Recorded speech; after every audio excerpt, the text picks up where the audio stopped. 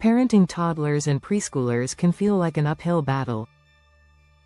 But did you know that nearly 50% of parents say they struggle with their child's behavior every single day? That's a lot of stress, and you're not alone. In fact, studies show that toddlers throw an average of 6 tantrums per day. But here's the good news. With the right tips and strategies, you can turn those tough moments around and build a stronger bond with your little one. In this video, we'll explore the most effective, and often surprising, ways to handle tantrums, picky eaters, and emotional meltdowns. We're diving into how play can supercharge your child's brain development and how to decode their silent signals without saying a word. Plus, we'll share expert insights you won't find in any parenting book. If you're ready to stop feeling overwhelmed and start thriving as a parent, keep watching. Trust me, you don't want to miss these game-changing tips. Chapter 1. Tiny Troubles, Big Solutions. Navigating the toddler tantrum jungle. If you're a parent of a toddler, chances are you've seen your fair share of tantrums. It's almost a rite of passage, but how do you handle those wild moments? The first step is understanding that tantrums are a normal part of development. According to research by the American Academy of Pediatrics, tantrums peak between the ages of 1 and 3 years. Toddlers are still learning to regulate their emotions, and they lack the skills to express their needs in words. When your toddler throws a tantrum, your immediate reaction can make all the difference. One strategy is to stay calm and not give in. If you respond to a tantrum with anger or frustration, it can escalate the situation. In fact, research from the University of Pittsburgh shows that responding calmly helps toddlers learn how to manage their own emotions. It's also essential to avoid power struggles. Toddlers are developing independence, and sometimes they simply want to make choices. Offering 2 acceptable options can help them feel in control. For example, do you want the red cup or the blue cup? This gives them a sense of autonomy without causing a meltdown. Another key strategy is to acknowledge their feelings. Saying things like, "I see you're upset because you want that toy," helps validate their emotions. This is part of building emotional intelligence.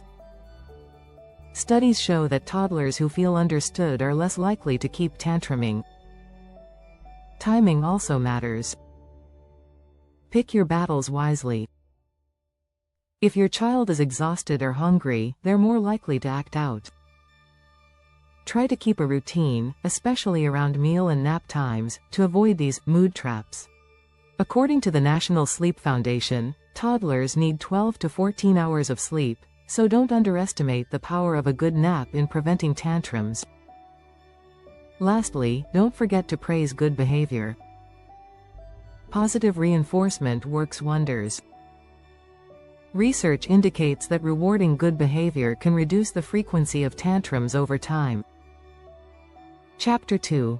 The Power of Play. How to supercharge your preschooler's learning through fun. Playtime isn't just for fun, it's a powerful tool for learning. In fact, studies show that play is crucial to a child's cognitive and social development. The American Academy of Pediatrics recommends that children have at least 30 minutes of unstructured play each day. But what exactly makes play so important?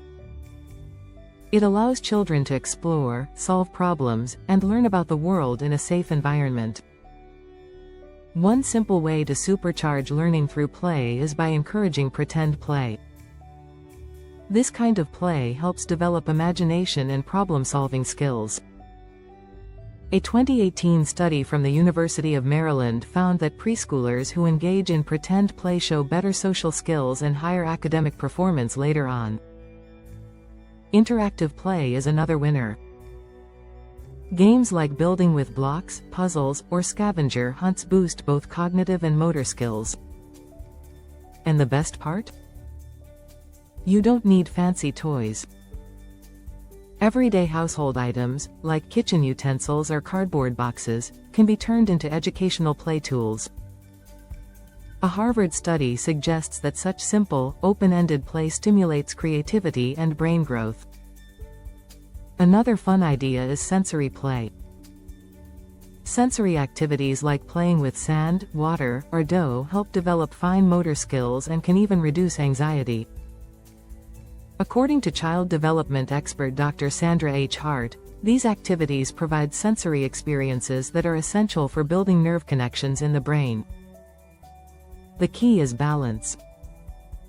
While structured activities like learning apps or educational toys can be beneficial, unstructured playtime is where children really thrive. The National Institute for Play emphasizes that when children are allowed to play freely, they develop key life skills, like adaptability and social interaction. So, while you might feel the pressure to enroll your child in every educational program, remember, play is one of the most effective teachers. Finally, remember to get involved. Playtime is a chance to bond with your child. According to Dr. Stuart Brown, founder of the National Institute for Play, adult participation in play helps strengthen relationships and boosts a child's emotional security. Chapter 3. Silent Signals. How to decode your toddler's nonverbal language. Toddlers may not be able to articulate their feelings with words, but they are expert communicators in other ways. In fact, studies show that around 60–70% of communication is nonverbal, so learning to read your child's body language can be a game changer. It's a skill that not only helps avoid frustration but also strengthens the bond between you and your child. Start by observing their facial expressions. A toddler's face is full of clues about what they're feeling. Raised eyebrows and a wide-open mouth often signal surprise or excitement, while a furrowed brow or clenched jaw can indicate frustration. Research from the University of California shows that reading facial expressions accurately is linked to better emotional development in children. Pay attention to their posture, too. Crossed arms can signal discomfort or resistance, while leaning in can indicate interest or excitement. Similarly, if they back away from you or other people, it might suggest they're feeling overwhelmed or scared. Being aware of these signs can help you step in before emotions escalate. Gestures are another important part of toddler communication. A pointed finger often means your child is curious or wants something, while pushing away or shaking their head signals rejection. According to a study published in the journal Child Development, toddlers use gestures as an early form of communication that lays the foundation for language skills later on. To decode their behavior more effectively, consider their environment. Are they overstimulated, tired, or hungry? A toddler's actions often reflect their physical state more than their emotional state. Knowing this can help you adjust the situation, whether it's offering a snack or guiding them to a quiet space. Lastly, create a space for nonverbal communication. Use simple signs or symbols like waving or nodding to encourage your toddler to communicate without words. According to the Journal of Early Intervention, children who learn simple sign language at a young age are more likely to develop strong communication skills as they grow.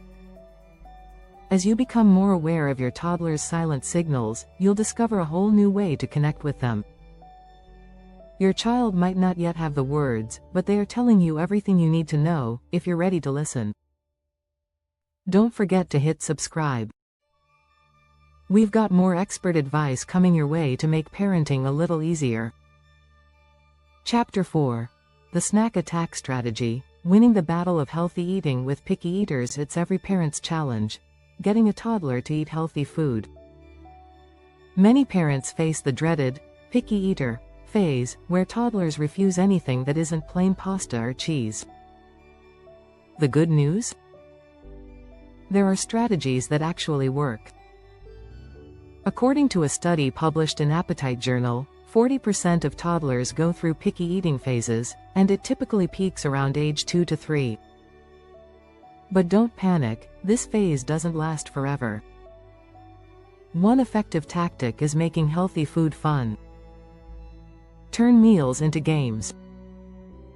For example, create a veggie monster by arranging broccoli like teeth or turn cucumber slices into a smile. Studies show that when food is presented in a fun, engaging way, kids are more likely to eat it.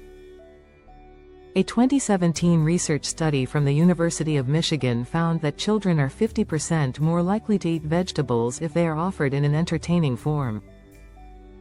Another strategy is to involve your child in the kitchen. Toddlers love to help, and when they participate in preparing their food, they feel more invested in eating it. According to the Journal of Nutrition Education and Behavior, kids who help with meal preparation are more likely to make healthier food choices later on. Timing is also critical. If you're serving a new food, pair it with a familiar favorite. This is called the familiarity effect. Research from the Journal of the Academy of Nutrition and Dietetics found that children are more likely to try new foods when they are introduced alongside something they already like. It's important to be patient and not force the issue. Forcing a child to eat something can create negative associations with that food. A study in pediatrics found that pressuring children to eat often leads to even more resistance. Instead, try presenting a variety of healthy options and let your child choose. Finally, set a good example. Kids tend to mimic their parents' habits.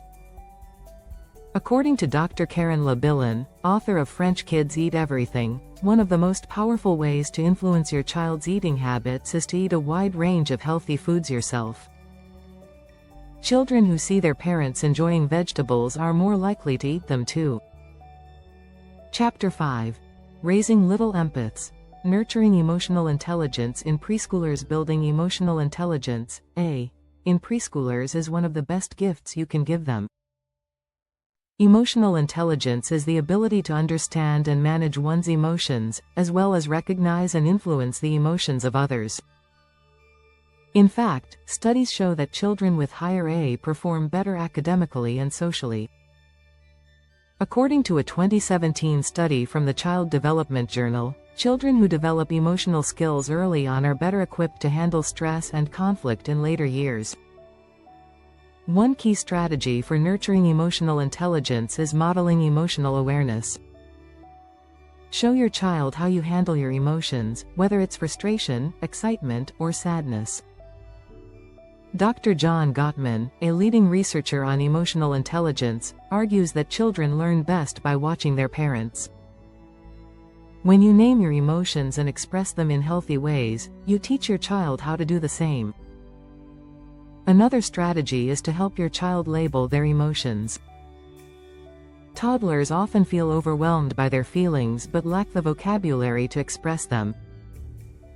A study published in Developmental Psychology found that when children are taught to identify their emotions, they are better able to manage them. You can say things like, "I see you're angry because you wanted to play with that toy," to help them connect words with feelings. It's also essential to encourage empathy. Teach your child to consider how others might feel. For example, if they accidentally bump into another child, ask, "How do you think they feel? What can we do to help?" Dr. Daniel Goleman, author of Emotional Intelligence, notes that children who learn empathy at a young age are more likely to build strong, positive relationships as they grow. Setting up scenarios for your child to practice empathy is another effective method. Role-playing can be a fun and useful way to teach empathy. Pretend you are both playing with dolls or stuffed animals, and walk through various social situations to explore emotions. Make sure to subscribe for more tips on raising happy, healthy toddlers. We've got so much more to share with you.